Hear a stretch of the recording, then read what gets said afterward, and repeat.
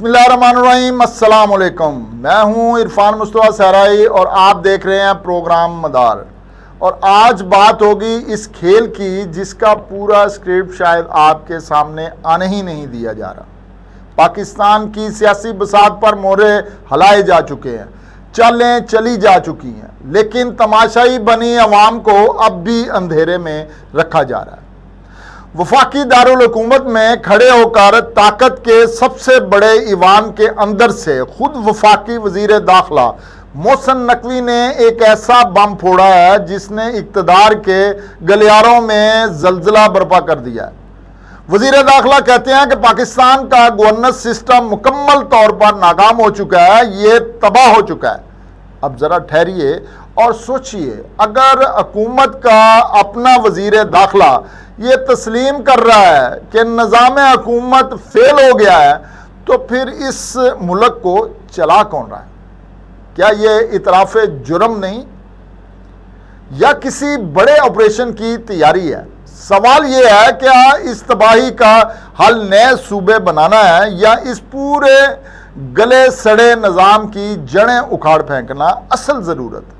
اور اگر نئے صوبے ہی جادو کی چھڑی ہیں تو پھر اقتدار کو عوام کے محلے گلی اور ضلع تک منتقل کرنے کی بات پر سام کیوں سونگ جاتا ہے؟ یہی وہ سوال ہے جہاں سے اصل کہانی شروع ہوتی ہے۔ ان دنوں سوشل میڈیا اور سیاسی محفلوں میں نقشے بانٹے جا رہے ہیں جیسے کوئی جاگیر تقسیم ہو رہی ہو۔ کوئی کہتا ہے پنجاب کو 4 حصوں میں کاٹ دو، پوٹوہار، وسطی پنجاب، جنوبی پنجاب اور بہاولپور۔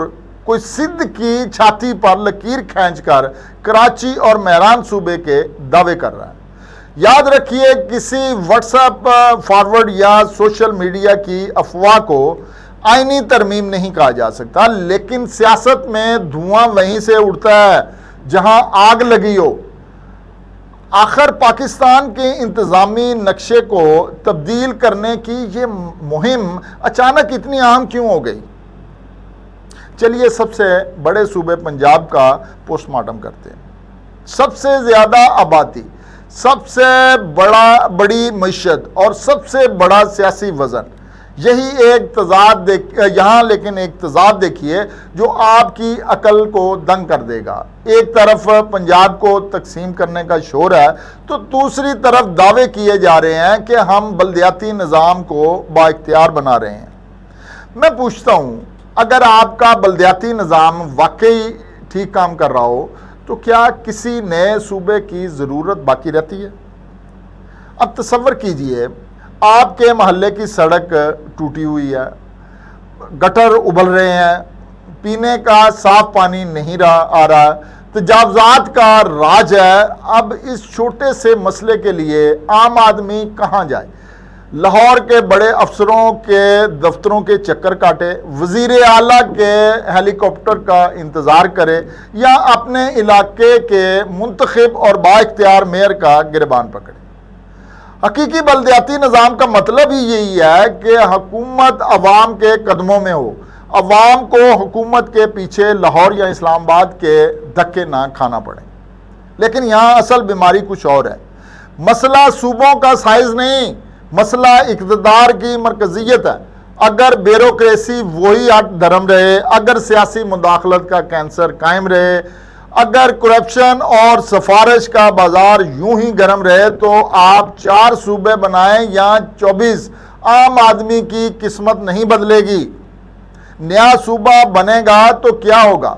ایک نیا وزیر اعلیٰ آئے گا، اس کی 50 رکنی کابینہ بنے گی، نئی اسمبلی کھڑی ہوگی، نیا چمکتا ہوا سیکریٹریٹ بنے گا، افسر شاہی کی نئی فوج تیار ہوگی اور اربوں روپے کے نئے شاہانہ اخراجات عوام کے ٹیکس سے پورے ہوں گے۔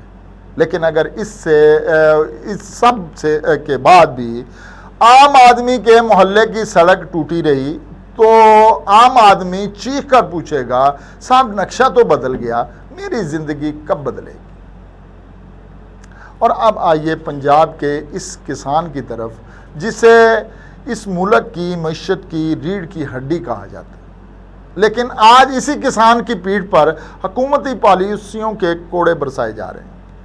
حکومت پنجاب بڑے فخر سے کسان کارڈ اور سبز ٹریکٹر اسکیم کی تشہیر کرتی ہے، لیکن حقیقت کیا؟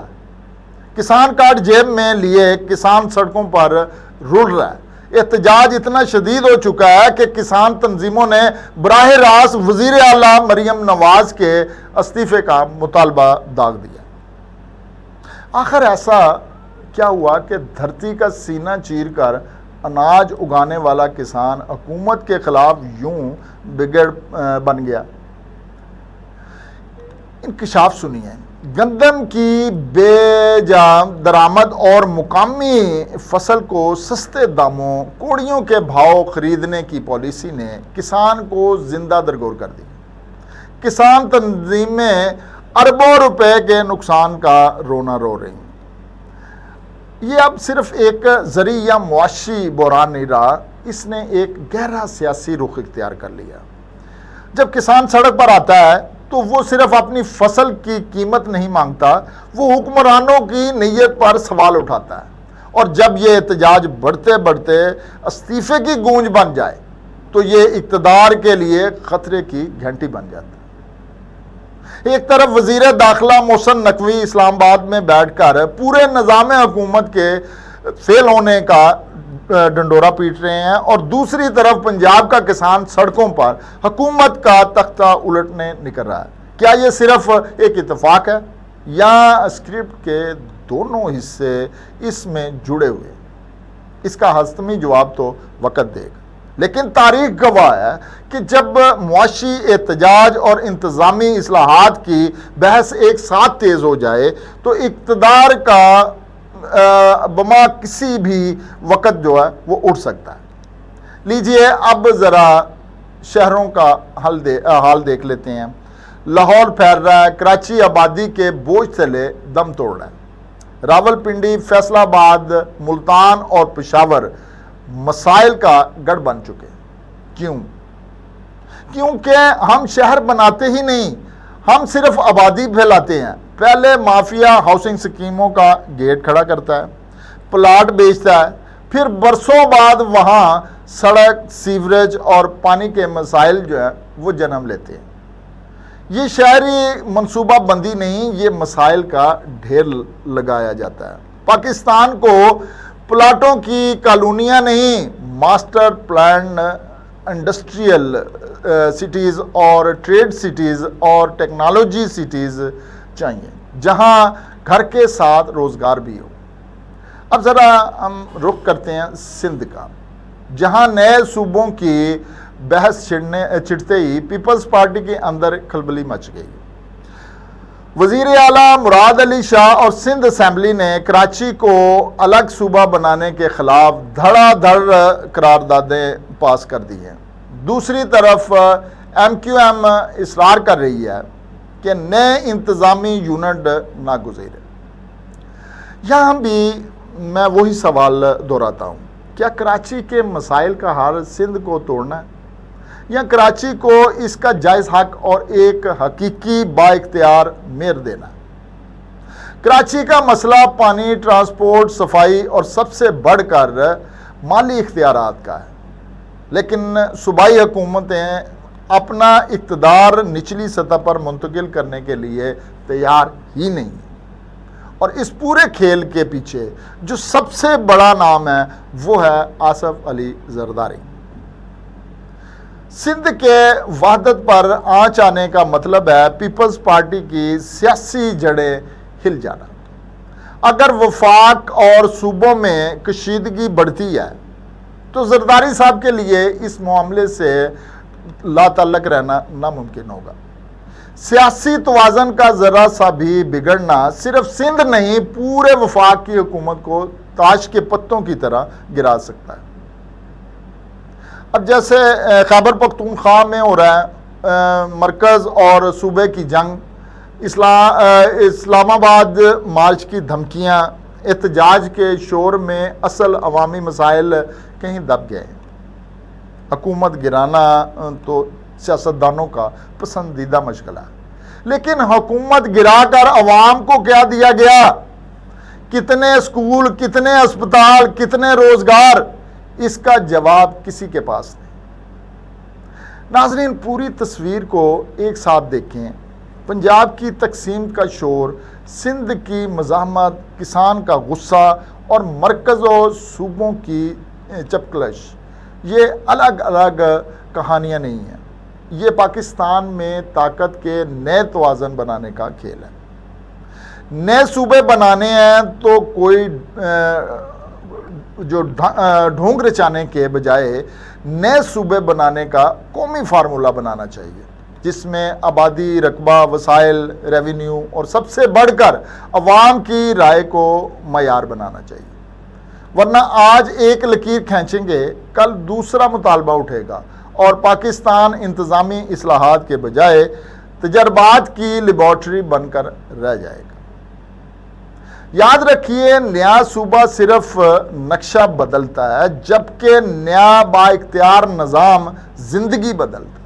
پاکستان کو نئی جغرافیائی لکیروں کی نہیں، نئی اور ایماندار حکمرانی کی ضرورت ہے، جہاں اقتدار اسلام آباد یا لاہور کے بند کمروں سے نکل کر عوام کے محلے تک پہنچے۔ اب فیصلہ میں آپ کے عدالت پر چھوڑتا ہوں۔